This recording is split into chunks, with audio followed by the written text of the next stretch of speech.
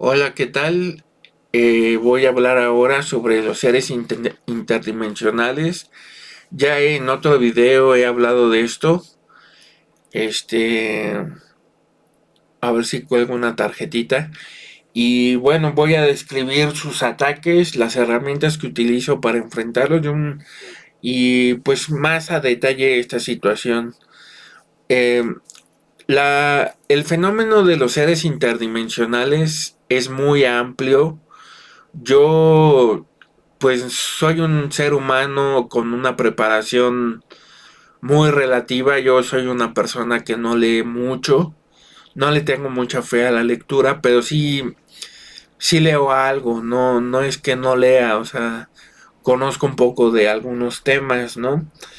Eh, yo creo que si uno tiene un interés en cultivar la sabiduría, pues la lectura puede jugar un papel importante, pero no necesariamente. Este, sobre mi experiencia con estos seres, pues los que conozco, básicamente ellos se autodefinen como desencarnados. Son seres que se parecen o que fueron seres humanos y y voy a describir sus ataques. Por ejemplo, en sueños son capaces de inducirlos con temáticas específicas para hacer evaluaciones y diagnósticos de la persona, saber sus debilidades y forma de pensar. También nos pueden secuestrar.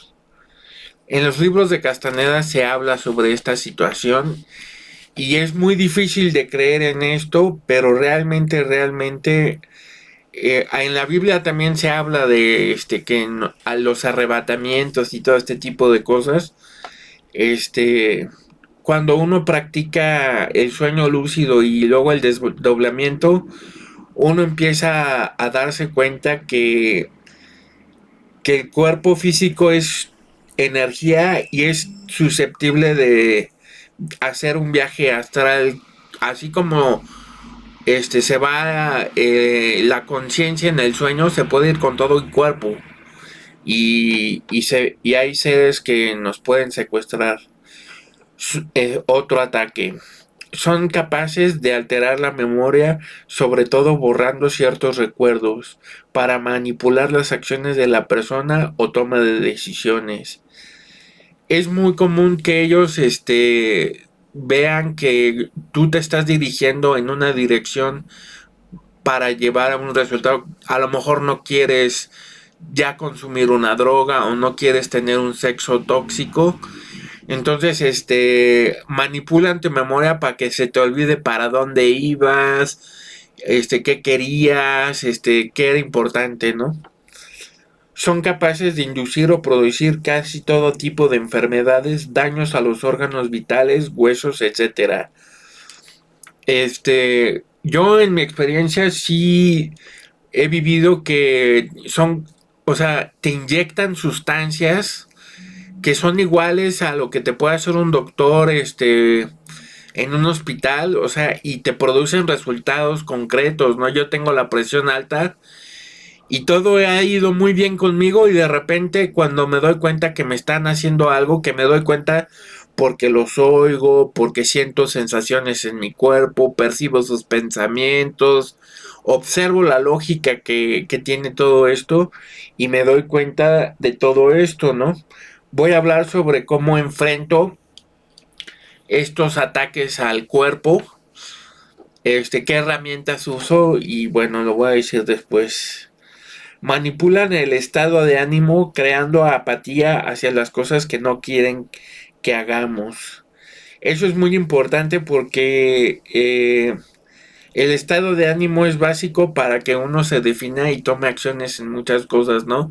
Se necesita como esta cuestión de diligencia, como ese esfuerzo gozoso para poder llevar a cabo las acciones necesarias para vivir una vida sana, vivir una vida empoderada en muchos sentidos. Ante los antídotos a sus ataques, manipulan la percepción con relación al resultado que produce cada antídoto, haciendo creer que no funciona o funciona al revés. Eso es muy, muy clave, muy importante, porque cuando uno encuentra un mantra, un sigilo, vamos a ver qué es un sigilo, una herramienta para solucionar estos ataques, esta solución, estos antídotos, manipulan las cosas para que creas que no funciona y lo abandones. Es muy, muy sutil el asunto, ¿no? Manipulan el estado de ánimo para que hagan cosas que a ellos les convienen. Nos incitan a tener sexo de cierta manera, porque a través del sexo nos roban energía muy fuerte. Con el uso de ciertas drogas, pueden robarnos mucha energía. Y sobre todo que alteran nuestra manera de tener la conciencia, nuestra mente, la modifican mucho basado en el uso de drogas. Las drogas como la marihuana, el peyote, el hongo, que es lo que yo he usado, pueden servir de manera ritual para producir un resultado positivo con una cierta ritual y una protección, pero bueno, ya eso es otra cosa. Manipulan la autopercepción como también la percepción de los demás. Pueden hacernos creer no tan eficazmente sobre nuestros gustos, incluso cosas contrarias a nosotros. Bueno, sobre nuestros gustos no es tan fácil porque uno suele saber qué le gusta a uno, ¿no? Pero es muy relativo porque bueno, precisamente es una cuestión de tentación, ¿no? O sea, te tienta algo que tú ya traes. El demonio o ser que te está tentando, pues se basa en tus gustos, ¿no? Si hay algo muy contrario, pues difícilmente va a poder. Nuestro sistema de creencias a nivel político, religioso, filosófico, incluso científico, es constantemente sometido a manipulaciones.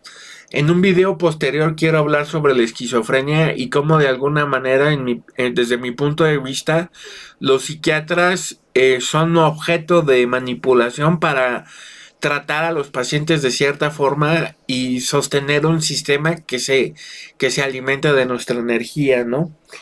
Eh, la ciencia igual, o sea, tratan de evitar que se den ciertos descubrimientos para que no nos demos cuenta que existen otras dimensiones, que existen seres con otras intenciones, que, que como que se les cae el teatro, eso no quieren, ¿no? Que se les caiga el teatro, eso no. Percibo sus voces y pensamientos, pero en un principio era muy obediente a sus comandos.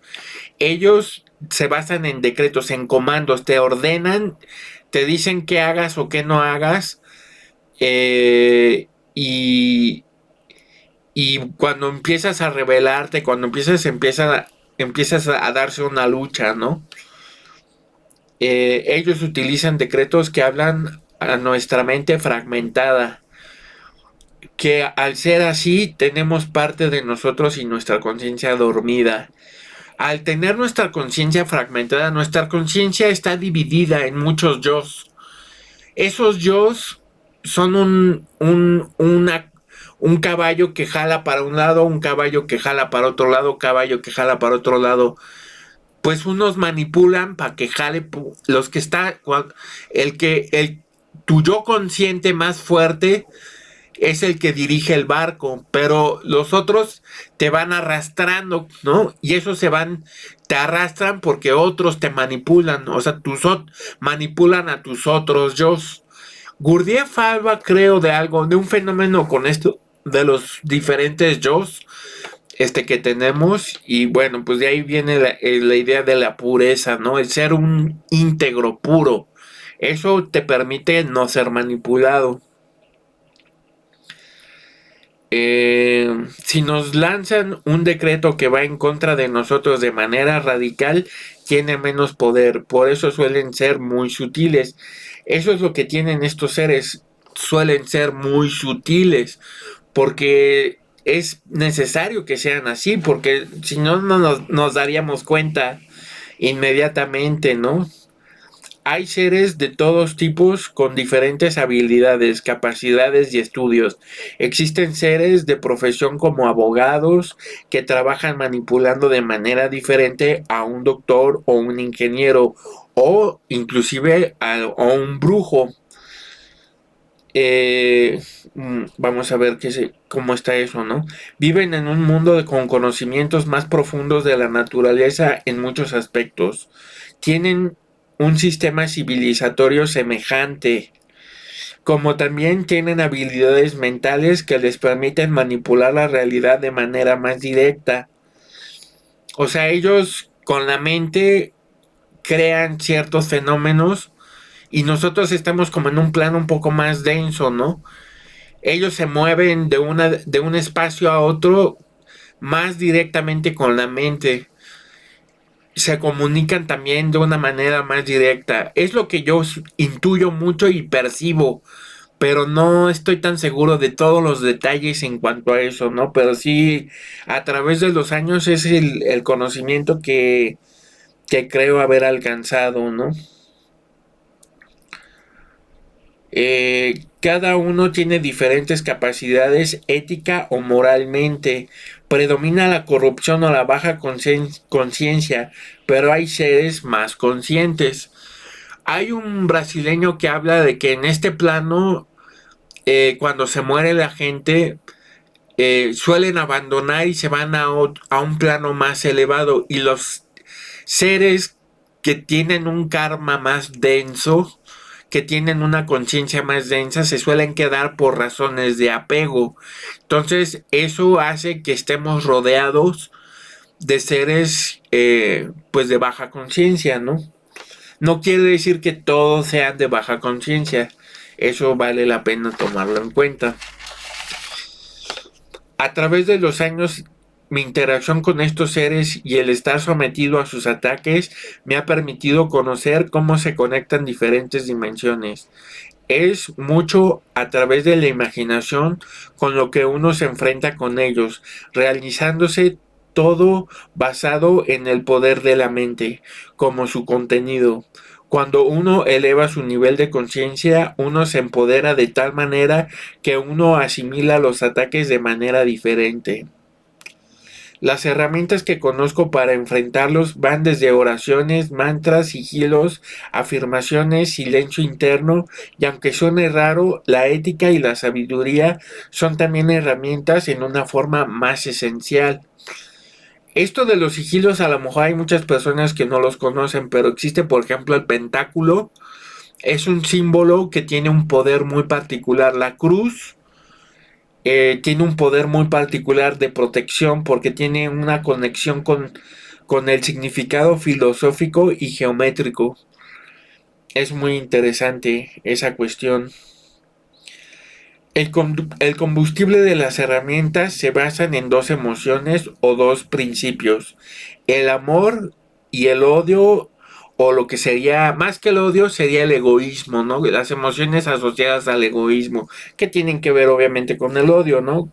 Puede ser también el deseo, el aferramiento, como lo estudia el budismo, las bases del triple veneno, la ignorancia, el apego y la aversión.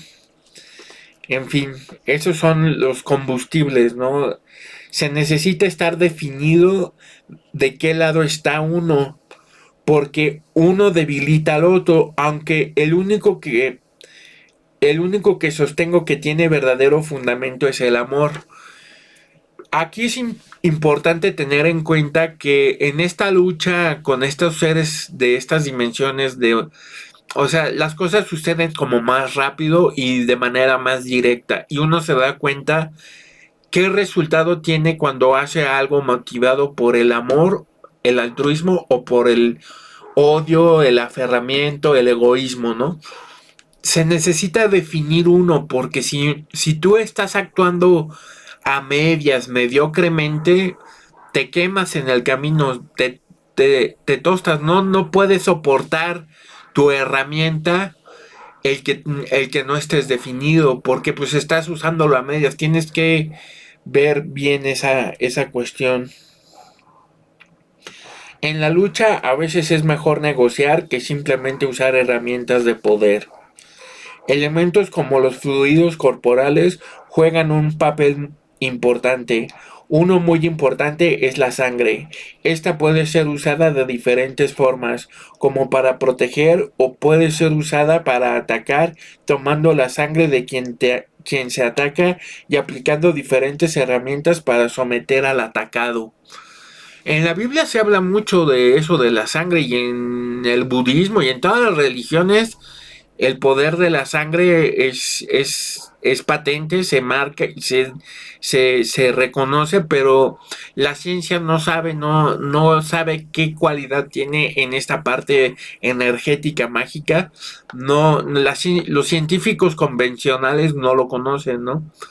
Tal vez un científico que sí conozca de otras cosas, pues sí puede ser. En fin, en mi caso me veo atacado por brujos y doctores del otro lado, que tienen estrategias acordes a su preparación. También es verdad que he recibido ayuda de seres con convicciones más orientadas al altruismo. Es un mundo de experiencias, la verdad es que es todo un mundo de experiencias. El tema de los choques culturales y religiosos es muy común, puesto que tienen su propio sistema de creencias, con sus fuerzas y debilidades. Hay veces que te encuentras con alguien que si tú estás usando una herramienta budista, choque contra su sistema de creencias porque sea muy católica, ¿no?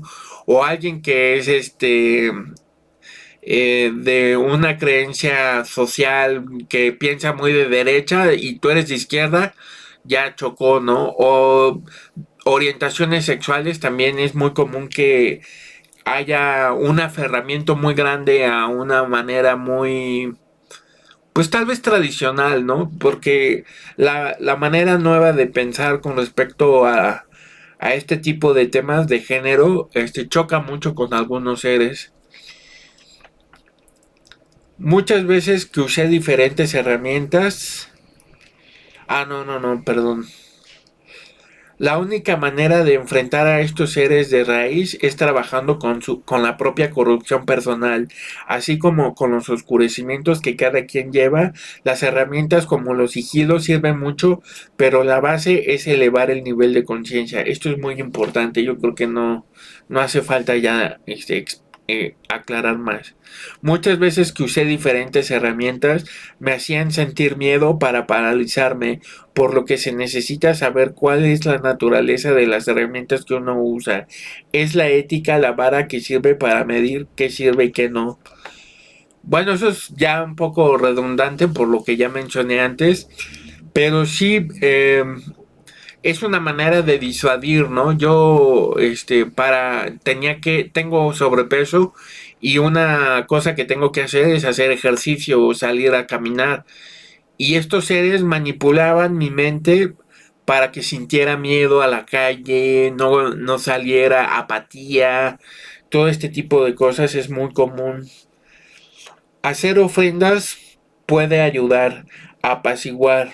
No siempre tiene que ser una lucha, aunque a veces el bajo nivel de conciencia de algunos seres obliga a uno a usar herramientas definitivamente no dañinas, pero sí que limitan o bloquean ciertos ataques.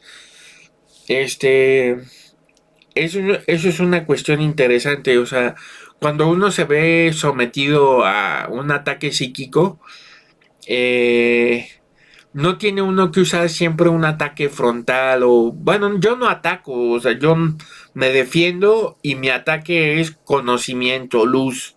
Yo respondo con luz, no creo en la violencia y precisamente es lo del amor que mencioné antes, ¿no? El usar herramientas de amor para enfrentar esta situación. Precisamente el hacer una ofrenda puede apaciguar a estos seres.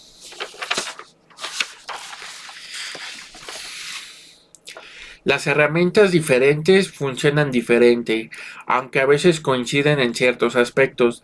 Al final todo es mental como también energía. Cuando han atacado mi cuerpo he usado diferentes sigilos que he visto que funcionan en función de los elementos mentales. que uno usa. Por ejemplo, si yo pienso en el pentáculo, puedo formar un pentáculo con agua, puedo formar un pentáculo con tierra, con metal, puedo formar un pentáculo con madera en mi imaginación. Puedo también hacerlo físicamente, que tiene un poder, pero mentalmente tiene también una fuerza y tiene una función muy particular. Trabajar con metales como la plata, el oro funcionan diferente que usar agua, fuego, luz, aire, etcétera. Es a través de la práctica que uno conoce la manera en que funcionan estos.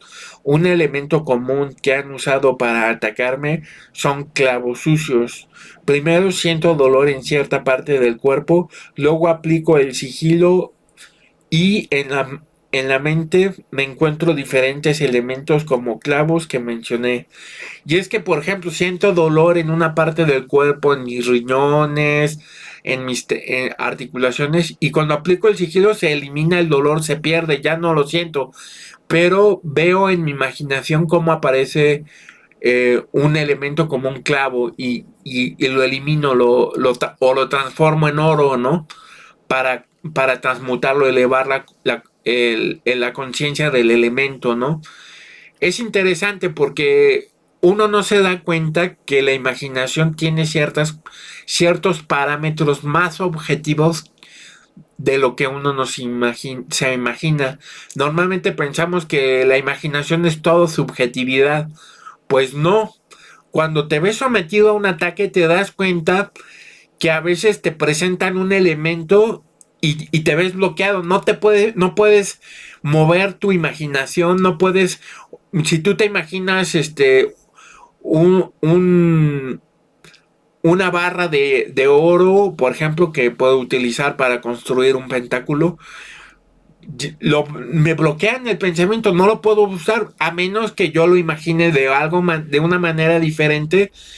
Si yo lo transformo en me imagino un martillo que remueve el clavo que me bloquea y lo remuevo. O sea, es a través de la introspección y de la práctica meditativa, del uso de la imaginación a través de un sistema científico. Yo no soy en la forma tradicional un científico, ¿no?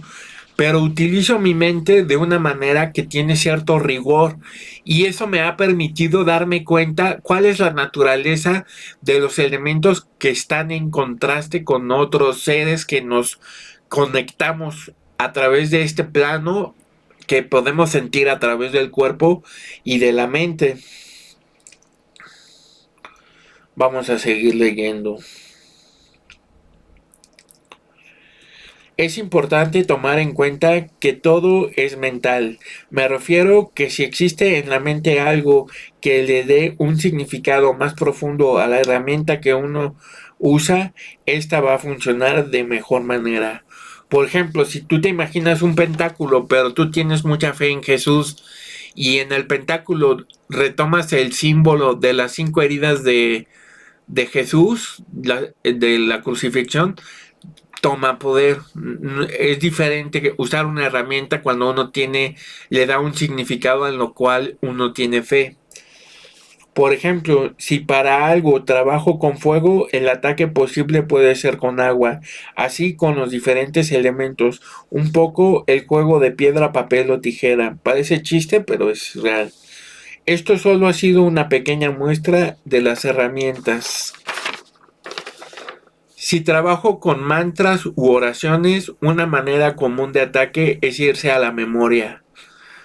O sea, uno hace el mantra y hacen que se te olvide, hacen que te distraigas, hacen muchas de esas cosas. El manejo de los nombres es delicado, ya que es una manera en la que te pueden atar o atrapar y manipular. De la misma manera, si uno logra recoger esta información de algún ser, puede servir para decretarle buenos deseos, ya que los ataques se suelen basar en el egoísmo, odio, etcétera, que se debilitan con decretos de amor. Eso es muy interesante. En mi experiencia vi que me hacían oír nombres como una trampa para llamar seres que no son deseables de llamar. O sea, hay trampas muy fuertes, o sea, no es tan sencillo como parece enfrentar esta situación. El fenómeno del que las religiones llaman demonios o Satanás es muy real, aunque para mí son solo seres con una conciencia que puede ser muy baja. Pero ningún ser es intrínsecamente malo. Yo creo que todos los seres tenemos una naturaleza búdica o crística, solo que muchas la tienen oculta, unos más que otros. Mi experiencia con seres de conciencia elevada no ha sido tan evidente o común, y es cierto que muchos seres oscuros se hacen pasar por otros de conciencia elevada. Eso está muy fuerte también. De hecho, lo dice Castaneda, Don Juan lo dice, que en los sueños se nos aparecen los seres más agresivos cuando se nos aparecen como familiares nuestros. Porque precisamente a partir de que se nos son familiares y tenemos confianza, es más fácil robarnos energía. Los mantras y oraciones me han ayudado cuando en sueños me han secuestrado, llevándome a dimensiones de baja conciencia, donde en el momento que uso la oración o mantra me veo como me liberan. Es bueno tomar en cuenta que cada oración o mantra funciona diferente. Un mantra de arrepentimiento no va a ser de mucha ayuda cuando uno se ve sometido. En ese caso se puede usar oraciones o mantras para liberar o empoderar para la lucha. Yo no soy ni cristiano ni budista ni nada. Yo soy practicante de Buda Dharma, pero no soy budista, no soy cristiano, no soy nada. Tengo mucha fe en Jesús, tengo mucha fe en Buda, tengo mucha fe en eso. Y son la fe, las herramientas que me ha apoyado, ¿no? He tenido la oportunidad de conocer el conocimiento de Carlos Castaneda, el chamanismo un poco. No chamanismo propiamente, porque no conozco de chamanismo realmente. Pero la verdad es que estos conocimientos tiene uno que tomarlos con mucho discernimiento, porque realmente los ataques de estos seres van mucho hacia el conocimiento, ¿no?